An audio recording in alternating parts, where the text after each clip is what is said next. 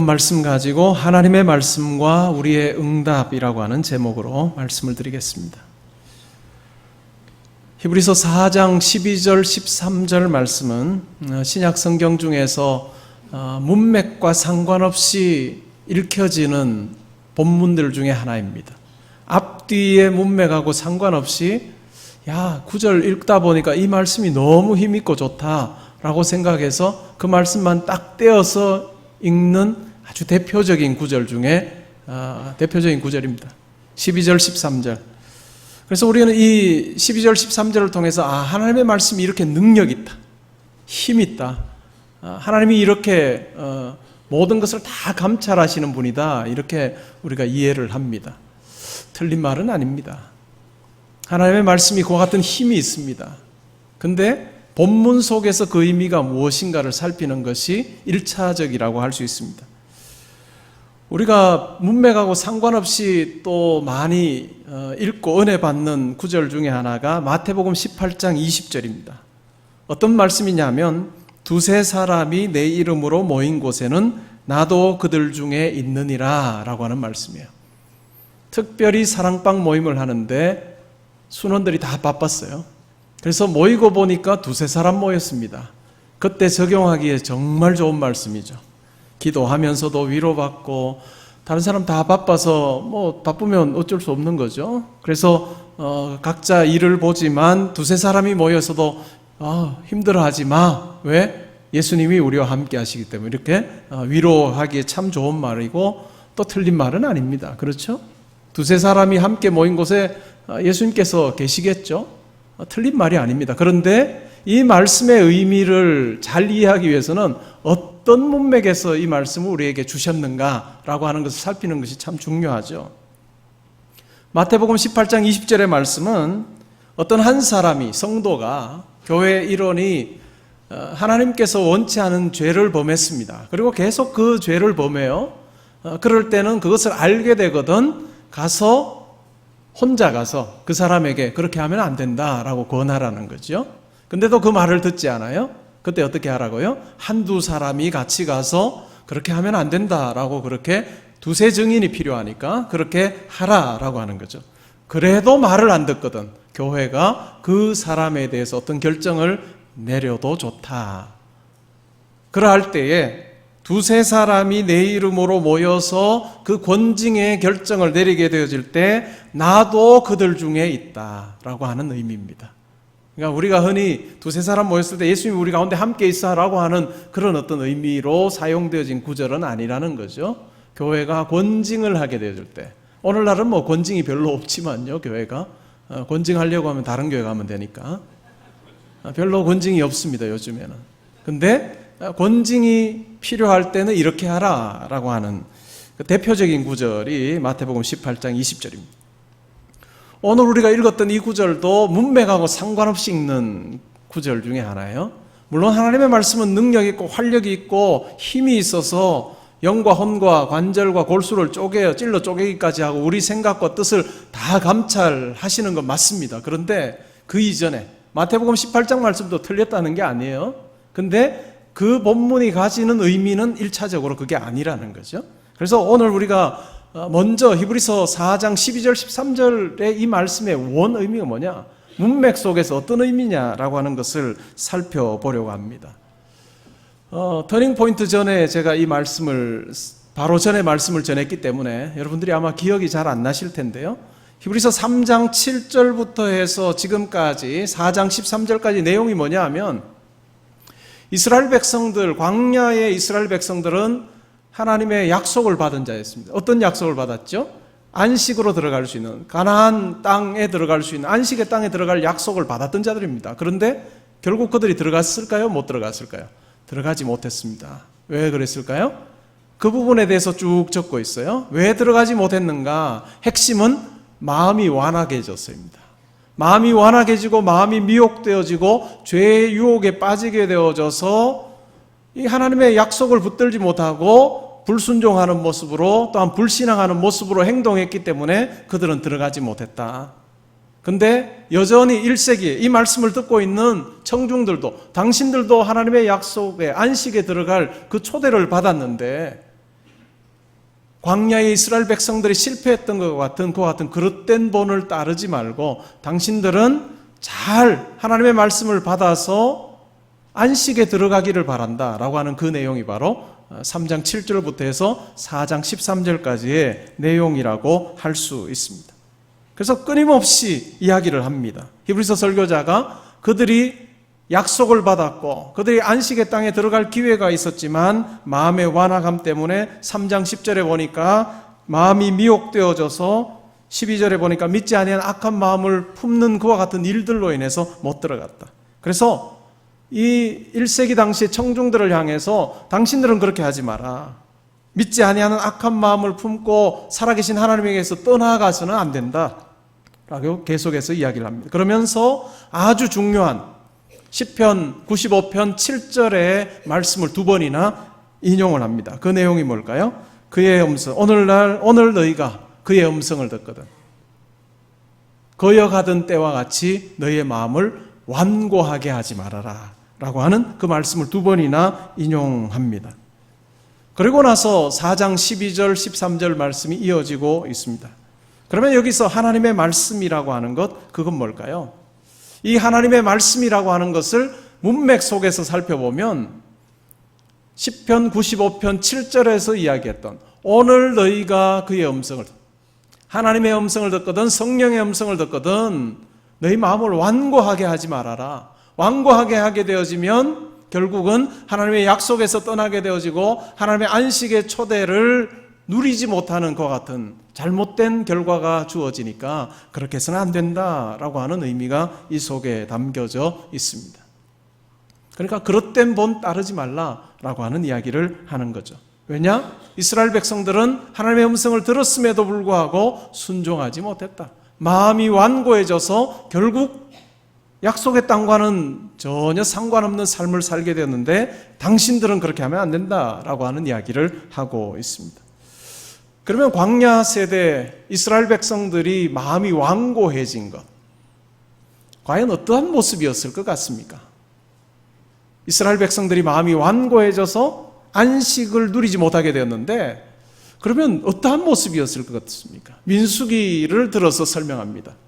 시편 95편의 말씀은 민수기의 가데스 바네아에서의 사건, 마사와 무리바에서의 사건을 기초로 해서 설명하고 있습니다. 마사와 무리바에서 어떤 일이 있었을까요?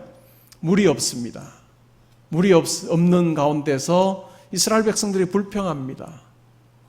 지금까지 하나님께서 그들을 애굽에서 건져내시고 인도하셨던 하나님은 다 잊어버리고 물이 없는 그 결핍의 상황 가운데서 하나님을 향해서 불평하고 투덜대고 원망합니다. 분명 그들을 붙들고 인도하신 분은 하나님이신데 까마득하게 잊어버리고 모자라고 불편한 이 상황들이 전부가 되어버린 그 같은 상황. 보이지 않는 하나님은 정말 안 계시는 분처럼 여기는 그와 같은 모습으로 살아가고 있는 이스라엘 백성들, 불순종의 모습이었고 또한 불신앙의 모습이었습니다. 그리고 가나안 땅을 정탐하고 12명이 돌아왔습니다. 돌아와서 보고를 했습니다. 10명은 뭐라고 보고했습니까? 우리 저 땅에 들어가면 다 죽는다 라고 보고를 했습니다.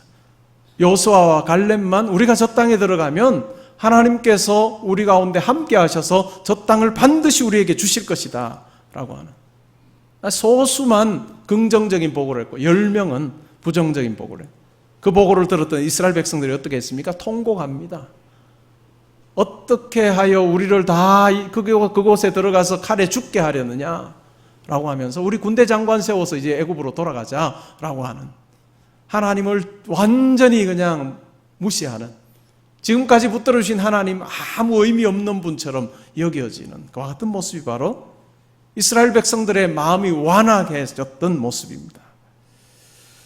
이런 어떤 상황, 1세기 청중들에게도, 이 히브리서의 말씀을 듣거나 아니면 읽고 있는 청중들에게도 동일하게 있을 법한 상황이었습니다. 예수 믿는 것으로 인해서 때로는 옥에 갇히기도 하고 때로는 자기들의 재산이 몰수당하게 되어지는 이와 같은 어려움, 위기가 그들 가운데 있었습니다. 이와 같은 상황 가운데서 내가 이와 같은 어려움, 핍박의 상황 가운데 모면할 수 있는 건 뭐냐? 예수 믿지 않는 것, 예수를 내 삶에서 구주로 드러내지 아니하고 살아가는 것. 아니, 나의 이 핍박의 상황이 나의 삶에서 전부이고 하나님은 아무것도 해줄 수 없는 분처럼 내가 여기고 나 스스로 이 문제를 해결하려고 하는 그와 같은 몸부림, 그것이 바로 이 히브리서 설교자가 청중들에게 굳은 마음 가져서는 안 된다, 마음이 완악해져서는 안 된다라고 경계하고 있는 내용이라고 할 수 있습니다. 시간의 차이는 크게 느껴져도 우리의 삶의 자리로 와보면 우리도 이와 유사한 모습으로 혹시 갈등하고 있지는 않은지 모르겠습니다. 마음이 완악해져서 이 세상이 전부인 것처럼 여겨지고 하나님이 우리에게 약속하신 영원한 도성, 하나님 나라, 영생이라고 하는 것은 그냥 내 머릿속에만 맴돌는 단어일 뿐이고 내 삶에서 지금 부족한 부분들 있으면 그것으로 인해서 안타까워하고 그것을 채워주시고 공급해 주시는 하나님에 대해서는 아무런 어떤 간구나 믿음이나 이러한 모습은 보이지 아니하는 그런 어떤 마음이 굳어진 완고해진 모습으로 이스라엘 백성들처럼 우리도 살고 있지 않은지 우리가 한번 살펴보아야 할 필요가 있습니다. 히브리서 11장에서 믿음이 뭐냐? 그러니까 완고해진 마음, 완악해진 마음은 3장에 보면, 히브리서 3장에 보면 불순종이고 또 불신앙이다라고 그렇게 연결짓고 있는데요. 히브리서 3장에 가보니까 믿음이라고 하는 것이 뭐냐? 불신앙의 반대인 믿음, 신앙이라고 하는 게 뭐냐? 그것은 바로 모든 세계가 하나님의 말씀으로 지어졌다는 걸 믿는 거예요. 그리고 보이는 것이 나타난 것으로 말미암지 않았다라고 하는 거예요.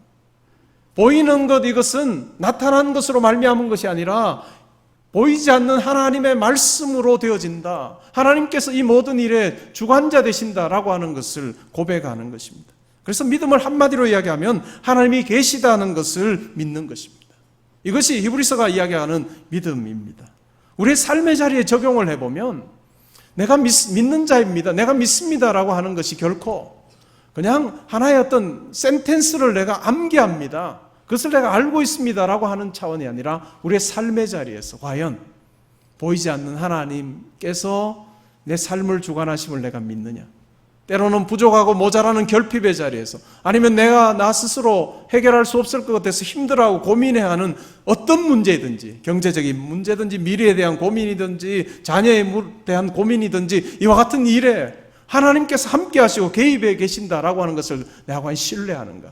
아니, 그리고 더 궁극적으로 나의 삶이 이 땅에서 끝나면 그것으로 끝이 아니라 하나님께서 하나님 나라를 예비해 두시고 영원한 안식으로 나를 초대하고 계신다라고 하는 것, 내가 하나님 나라에서 영생을 누리게 되어진다라고 하는 이 부분에 대해서 내가 분명히 인식하면서 이 땅에서 더 많은 것을 내가 누리고 채워가는 것에 관심이 있는 것이 아니라 영원한 도성을 바라보면서 그 하나님 나라를 소망하면서 내가 순례의 길을 달려가는 자로 살고 있느냐 아니냐라고 하는 아주 이 중요한 어떤 물음 앞에 나 스스로를 어떻게 평가할 수 있느냐라고 하는 부분인 것 같습니다.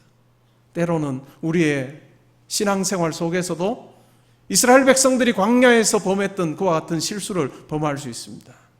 마치 이 세상이 전부인 것처럼 생각되어져서 약간의 모자람이나 불편함이나 이것이 마치 내 삶의 기반을 다 흔들어 놓을 것처럼 왔다 갔다 하는 모습으로 살고 있는 우리가 있다면 오늘 이 말씀을 통해서 우리가 다시 한 번 더 주의 음성을 듣고 새롭게 되어지는 그와 같은 시간들이 우리 가운데 필요할 것입니다.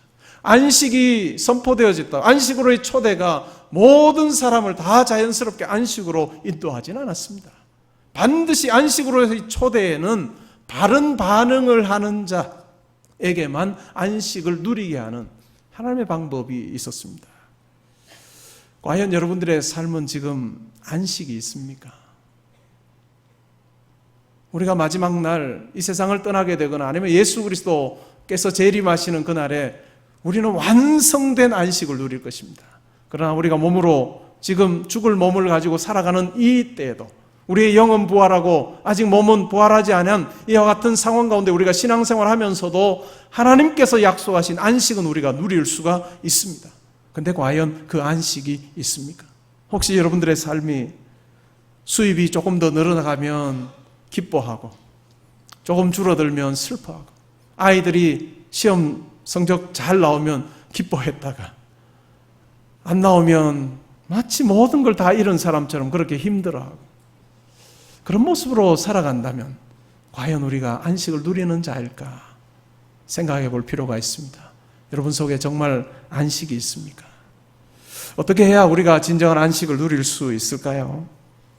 오늘 말씀은 이야기합니다. 11절에 보니까 그러므로 우리가 저 안식에 들어가기를 힘쓸지니 이는 누구든지 저 순종하지 아니하는 본에 빠지지 않게 하려 함이라.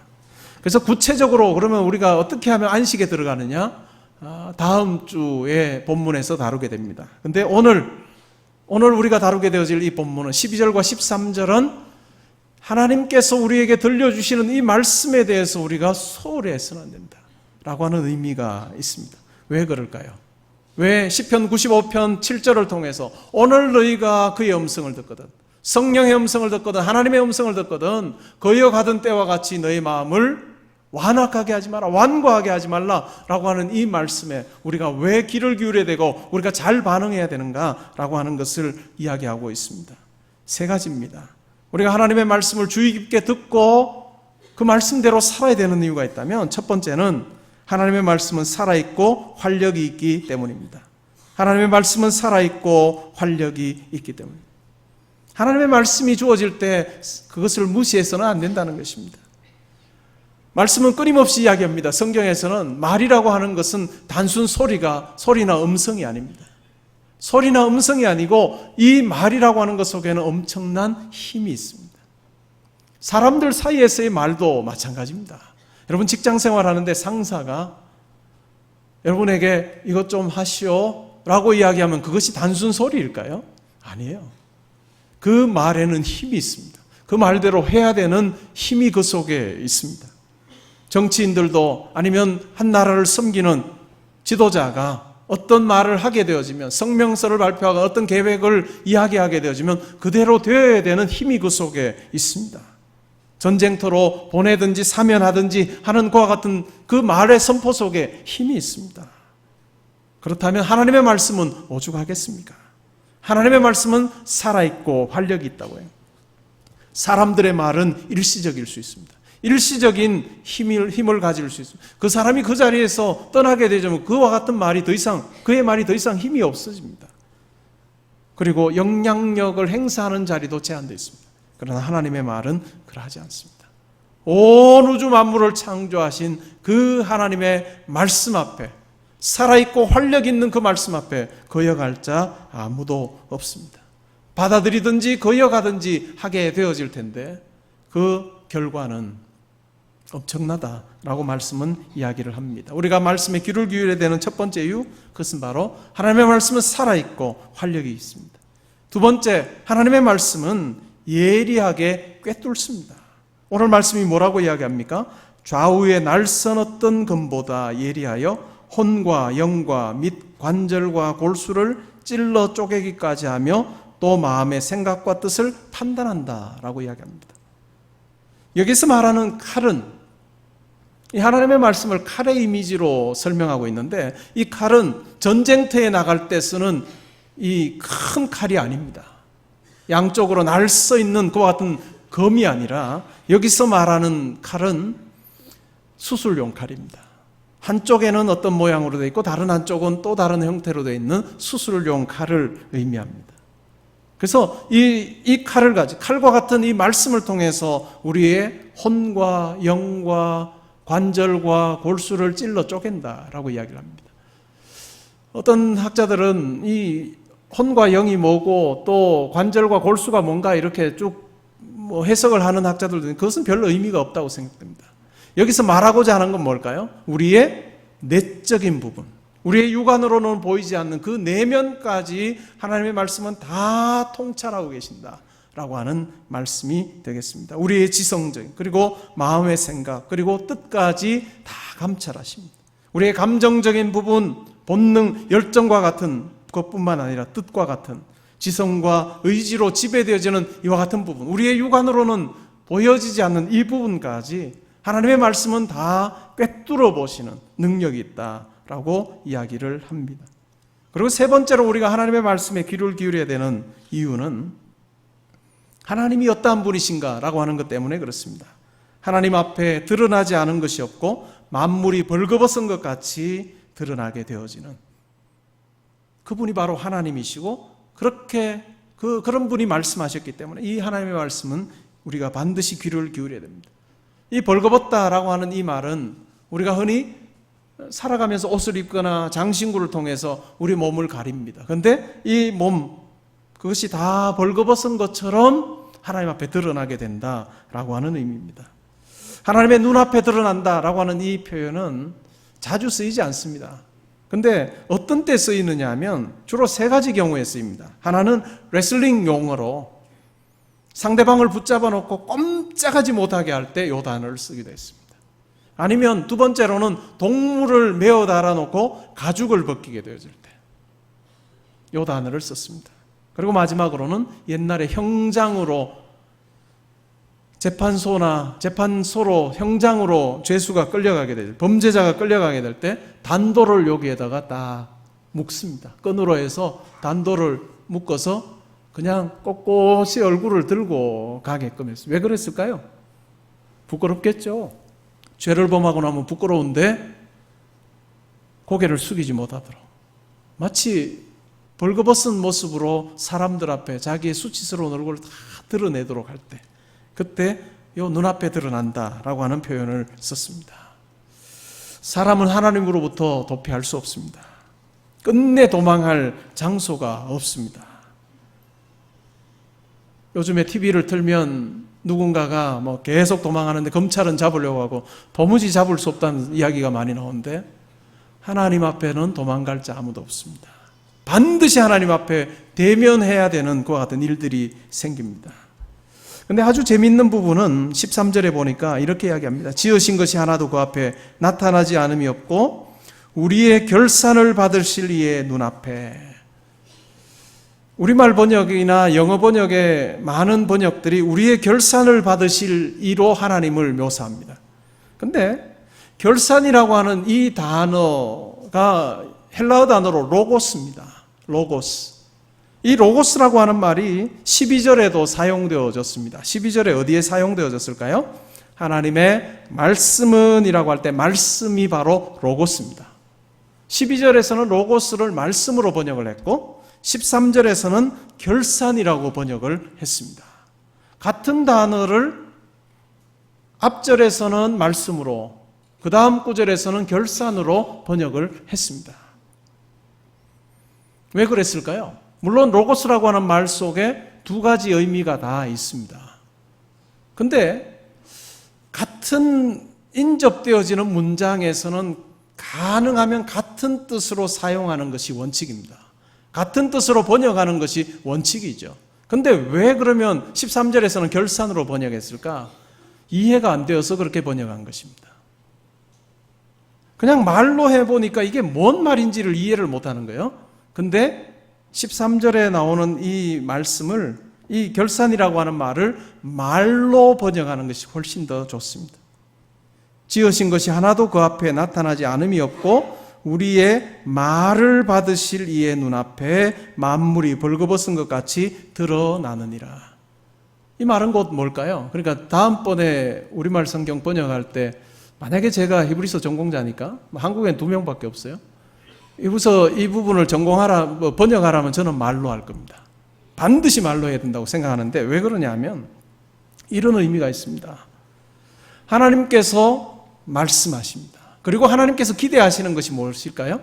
하나님께서 우리가 들은 그 말씀에 반응해서 우리가 하나님께 말씀하기를 기대하십니다. 하나님과의 대화가 있는 거죠. 이것은 히브리서 1장, 2장에서 아주 분명하게 등장합니다. 1장에 보면 정말 많은 구약에 대한 인용들이 등장, 7개의 인용이 나오는데요.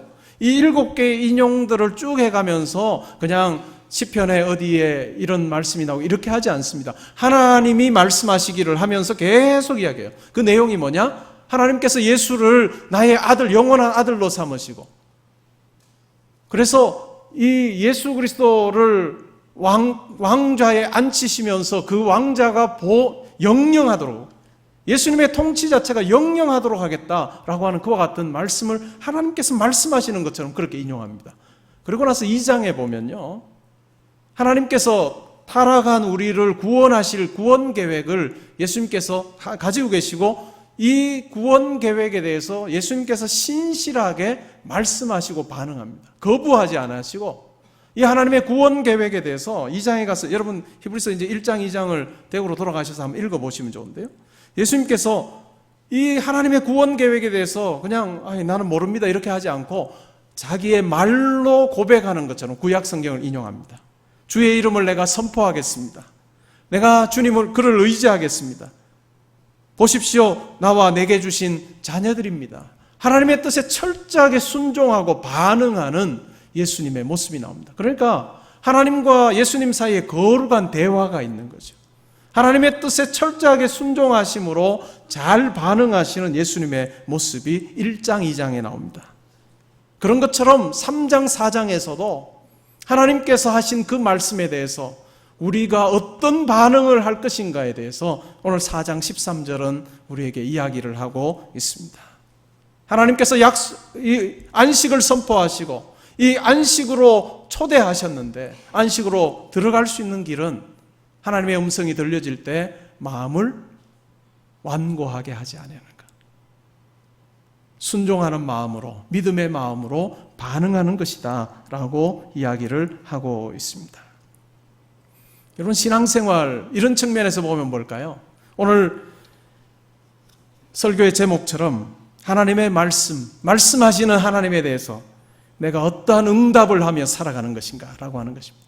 이것은 단지 그냥 신앙 교리적인 응답이 아닙니다. 하나님께서 너 나에 대해서 알아? 물으시고 예 압니다, 답을 하는 그런 어떤 지식적인 어떤 교감이 아니라, 하나님께서 우리에게 은혜를 베푸시고 우리에게 그와 같은 풍성한 은혜를 베푸심과 동시에 우리를 향한 기대, 책임, 우리를 향한 책임을 이야기하실 때, 우리의 책임을 말씀하실 때, 우리의 마땅히 살아야 될 모습을 이야기할 때 우리가 그 하나님의 음성에 순종하는 모습으로, 잘 반응하는 모습으로 살아가는 것, 그것이 바로 신앙생활이다라고 할 수 있습니다. 우리는 기도도 때로는 일방적으로 우리의 소원을 아뢰는 것이라고 생각하는 경우가 많습니다.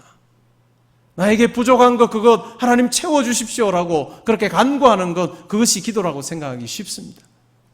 그러나 말씀이 우리에게 가르쳐주는 기도는 절대로 그런 것이 아닙니다. 하나님의 백성으로서 이 땅 가운데 하나님의 나라가 세워지는 그 일에, 정의와 공평이 세상 가운데 세워지는 일에 우리 성도들이 다 부름받았습니다. 세상의 여러 가지 일로, 때로는 사업으로, 또한 각계각층에서, 또한 직장에서 어떤 자리에 부름을 받았습니다. 우리 성도들은 내가 부름받은 그 자리를 결코 내가 선택했다고 생각하지 않습니다. 하나님께서 나를 부르셔서 내가 이 일을 한다라고 생각을 하는 자들이 성도들인 거예요. 그런데 하나님께서 기대하시는 건 뭘까요? 하나님의 나라를 이 땅 가운데 세우는, 하나님께서 통치해 가시는 그 방식들을 우리의 삶의 자리에서 실천하는 그 몸부림이 있기를 원하십니다. 그리고 하나님의 그와 같은 기대에 부응하면서 우리가 하나님께서 원하시는 그와 같은 응답을 하며 살기를 원하십니다. 그러기에 우리의 기도의 자리에서는 하나님께서 원하시는 그 삶에 대해서, 우리를 향해서 기대하시는 그 삶에 대해서 내가 결단하고 의지적인 고백을 하고 하는, 이것이 정말 중요한 기도입니다. 어떤 성도의 삶이 점점 더 하나님께서 원하시는 쪽으로 나아가는 성도인가? 기도 속에서 하나님 이것 해주십시오, 저것 해주십시오 라고만 이야기하지 아니하고, 하나님께서 맡겨주신 삶의 자리에서 제가 이렇게 잘 살겠습니다, 하나님 원하시는 모습대로, 또한 많은 사람들에게 유익을 끼치는 모습으로 내가 잘 살겠습니다, 하나님을 향해서 끊임없이 바른 응답의 기도를 하는, 그것이 바로 하나님께서 기대하시는 성도의 모습이라고 할 수 있겠습니다. 여러분, 이와 같은 하나님의 말씀이 오늘 들려지십니까? 안식으로 저와 여러분을 초대하신 그 하나님께서 성령을 통해서 오늘 너희가 나의 음성을 듣거든 너의 마음을 완고하게 하지 말라, 완악하게 하지 말라, 굳게 하지 말고, 이 세상의 것이 전부라고 생각하고 이 세상의 것 바라보면서 나의 말에 귀 기울이지 아니하고 결핍의 부분 보면서 그것이 전부라고 고민하고 힘들어하면서 하나님께서 주신 그 안식을 내팽개쳐 버리지 말고 마음으로 하나님께 순종함으로, 맞습니다 하나님, 저에게 영원한 안식을 허락하여 주시고 또 하나님과 동행할 수 있는 놀라운 은혜를 허락하여 주신 것 제가 분명히 믿습니다라고 생각하면서 위의 것을 생각하고 하나님께서 또한 땅에 있는 우리에게 맡겨주신 그 일들에 대해서 고민하는 그 같은 모습이 우리 가운데 발견되어지기를 하나님께서는 원하고 계십니다. 여러분 속에 정말 안식이 있습니까? 혹시 안식을 잃어버렸다면 그 안식을 잃어버린 부분을 가지고 다시 문제를 해결해 나갈 수 있기를 바랍니다. 하나님의 말씀에 우리가 순종할 때 보통의 평범한 날이 오늘 말씀 이야기하는 오늘이 되어질 것입니다. 보통의 날이, 순간이 결단의 순간으로 바뀌어지게 되고, 평범한 사건이 영광의 사건으로 바뀌어지게 되고, 평범한 인생이 영광스러운 인생으로 바뀌어지는 그와 같은 변화가 일어나게 되어질 것입니다. 하나님의 부르심을 피하려고 하지 마시고 무대를 빨리 떠나서 휴식하기를 원하지 마시고 하나님의 말씀에 잘 반응함으로 새로운 소망을 주시고 확신을 회복시켜 주시는, 그래서 방황하는 우리가 거룩한 구원의 역사의 주인공 되게 하시는, 나무 뒤에 숨어서 변명 늘어놓는 겁쟁이처럼 살아가는 우리의 모습이 이제는 당당하고 책임 있는 예수님의 사역자, 동역자, 제자가 되어서 살아갈 수 있게 하시는 이와 같은 모습이 우리 가운데 있으면 좋겠습니다. 신앙생활 어느 누구를 의지해서도 안 됩니다. 제가 여러 차례 말씀드리죠. 담임 목사를 너무 믿지 마십시오. 이거 신문에 따면 이상해지긴 한데요, 저를 믿고 신앙생활 하지 마십시오. 왜요? 저는 여러분을 몰라요. 저는 여러분의 마음을 읽을 수가 없습니다. 저는 여러분의 생각과 또한 뜻까지 통찰할 수 있는 하나님이 아닙니다. 무더운 여름에 주차 관리하시는 성도님들 보면 마음으로 정말 감사해요. 정말로 그 모습 보면서 저는 지나가면서 기도합니다. 하나님, 참 귀하게 보셔서 우리 집사님, 장로님들 가운데 함께 해주십시오. 저는 그렇게 기도해요. 또 식당에서 땀 뻘뻘 흘리면서 수고하시는 우리 성도님들 보면 마음속에 기도가 저절로 납니다. 때로는 정말 수고하십니다 라고 하는 그 말이 나와요. 저는 보이는 것이 전부입니다. 근데 하나님께서는 보이는 것뿐만 아니라 우리의 내면을 살피십니다. 우리가 어떤 마음으로 순종을 하고 있는지, 그 일을 하고 있는지, 감당하고 있는지 하나님께서는 다 아시는 거죠. 가장 좋은 건 뭘까요? 우리의 땀 뻘뻘 흘리는 수고 속에 힘들어도 하나님을 향한 구원에 대한 감격 가지고 감당할 수 있으면 하나님께서 얼마나 기뻐하시겠어요? 근데 저는 다 모른다는 거죠. 제 눈에 보이는 것뿐만 아니라 여러분의 삶의 자리에서 여러분들이 어떤 모습으로 살고 있는가는 제가 사실은 잘 몰라요. 그렇기 때문에 정말 중요한 건 스스로 판단하셔야 됩니다. 스스로 정말로 내가 안식을 누리고 있는가? 예수 그리스도를 통해서 하나님께서 주신 그 안식을 내가 누리고 있는 자로 살고 있는가 아닌가? 참 중요합니다. 구약의 성도와 신약의 성도의 가장 큰 차이가 있다면 그것은 바로 내면입니다. 구약의 성도들은요, 그냥 겉모습만 있으면 돼요. 물론 구약의 성경 말씀에 보면 이 내면의 어떤 순종을 요구하는 구절들도 많지만, 그러나 구약과 신약의 큰 차이는 있다면 외적인 것과 내적인 것입니다. 신약의 성도는 예배의 자리에 와서 앉아있는 것으로 끝나는 것이 아니라 우리의 마음을 하나님께 드리는 것입니다. 오늘 여기 앉아 계시는 우리 성도님들 중에 하나님을 사모하는 마음 가지고 또 하나님께 찬양 드리고 싶은 마음 가지고 하나님께 기도하고자 하는 마음 가지고 나오신 분들도 계실 것이고, 그리고 소수는 그냥 습관적으로 나와 계시는 분도 계실지도 모르겠습니다. 근데 다 예배를 드린 것 같지만 하나님 보시기에는, 신약의 성도들에게는 마음을 보시고 감찰하시는 하나님께서는 어떤 사람의 예배는 정말 기뻐 받으시기도 하고 또 어떤 사람의 예배는 마음 좀 드려라 라고 하실 수도 있다는 것입니다. 신앙생활의 기준은 말씀이 되어야 됩니다. 말씀에 내가 어떻게 반응하는가. 이 말씀은 능력이 있습니다. 이제 조금 더 범위를 넓히면 이 4장 12절 13절 말씀은 모든 성경에 다 적용되어질 수 있습니다. 1차적으로는 시편 95편 7절의 말씀을 의미하고, 이 말씀은 능력이 있습니다. 하나님의 말씀은 능력이 있어서 사람을 바꾸기도 하고, 또한 이 사람의 역사 속에서 아주 큰 일들을 행하게도 합니다. 종교개혁이 가능하게 했던, 종교개혁의 주도적인 인물이었던 루터를 하나님께서는 말씀을 통해서 바꾸셨습니다. 가톨릭 신부로 살아가면서 고행을 통해서 의를 이루고자 하는, 얻고자 하는 그런 어떤 모습으로 해도 안 되는 거예요. 그러다가 말씀을 읽으면서 깨달았습니다. 로마서 1장 16절 17절을 읽으면, 내가 복음을 부끄러워하지 아니하노니 이 복음은 모든 믿는 자들에게 구원을 주시는 하나님의 능력이 됩니다. 먼저는 유대인에게요, 그리고 헬라인에게로다. 복음에는 하나님의 의가 나타나서 믿음으로 믿음에 이르게 하나니 기록된 바 오직 의인은 믿음으로 말미암아 살리라. 이 말씀을 읽으면서 그가 깨달았습니다. 오직 믿음으로 의롭게 되어진다 라고 하는 이것을 깨닫게 되어지고, 그 당시에 교황의 말, 교황의 어떤 전통에 대한 해석이 성경보다 훨씬 더 권위가 있었던 그때, 사람의 말이 중요한 것이 아니라, 우리의 전통이 중요한 것이 아니라 하나님의 말씀이 가장 중요하다라고 이야기합니다. 오직 성경으로 솔라 스크립투라를 외쳤던 자가 바로 루터입니다. 그래서 엄청난 일을 하게 되어요. 엄청난 개혁을 했습니다. 주변의 사람들이 루터의 그 일을 칭송하기 시작해요. 어떻게 해서 정말 당신이 이와 같은 엄청난 일을 행하게 됐느냐라고 칭송할 때, 그는 자기가 한 것이 아니라 하나님의 말씀이 그 일을 행했다라고 담대하게 이야기를 했습니다. 종교개혁자 중에 한 사람, 칼빈이라고 하는 사람이 있습니다. 우리 교회가 가지고 있는, 이 장로교가 기반을 두고 있는 신학적인 바탕이 바로 칼빈의 신학입니다.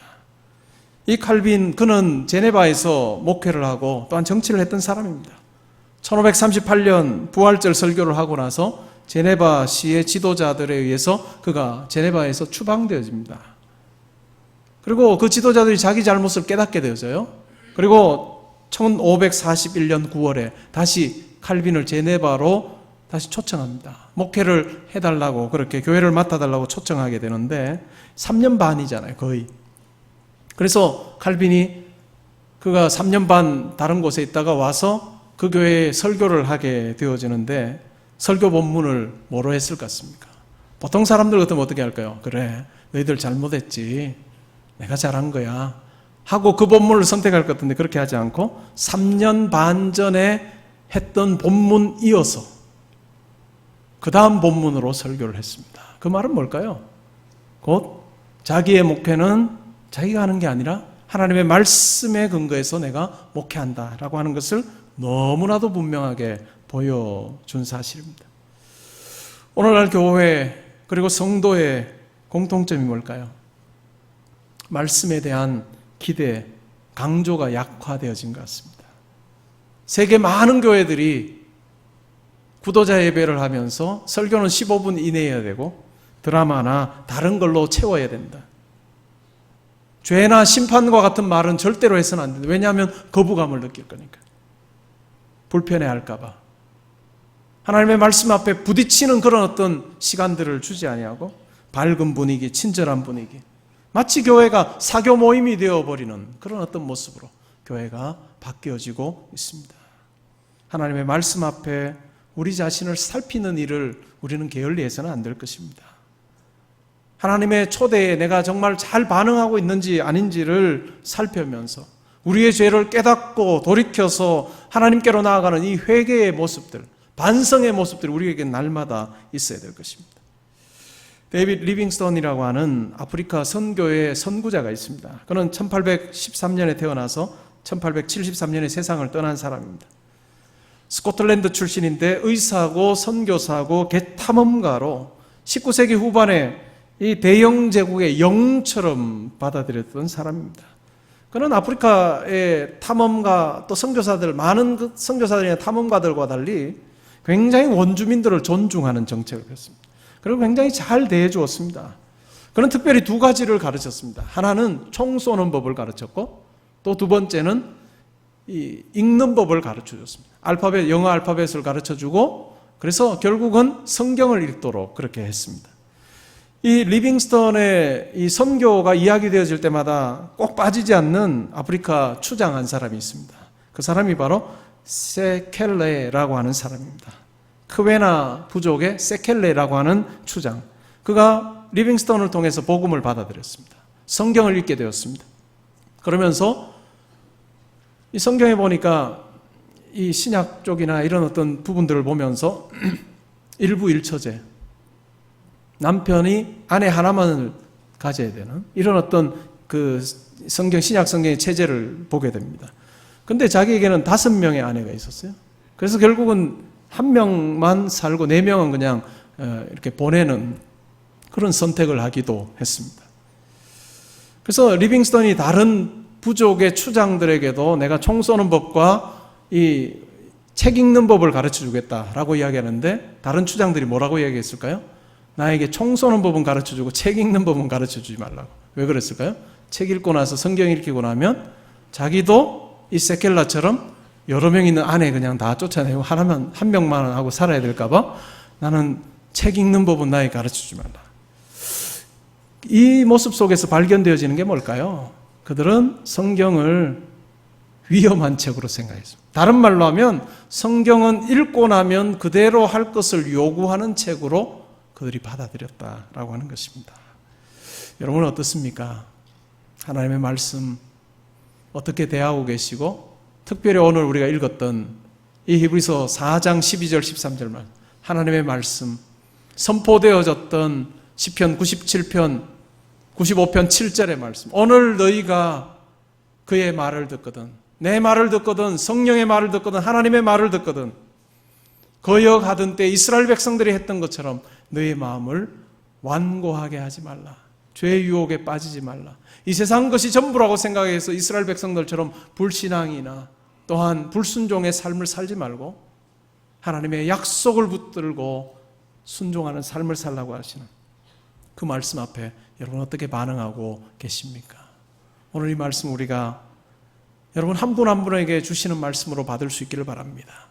이 세상이 전부라고 생각하면서 이 세상의 어떤 것들을 채워나가는 것이 내 인생의 목표처럼 되어버린 그와 같은 삶을 살고 있는 우리를 향해서 너 그것 안 돼 라고 이야기하시는, 내 안식에 들어오기를 힘쓰라라고 하시는 그 하나님의 초대에 순종하면서 우리의 생각과 우리의 뜻을 살피면서 하나님께서 기뻐하시는 바른 응답으로 채워가는 저와 여러분 되기를 주의 이름으로 축복합니다.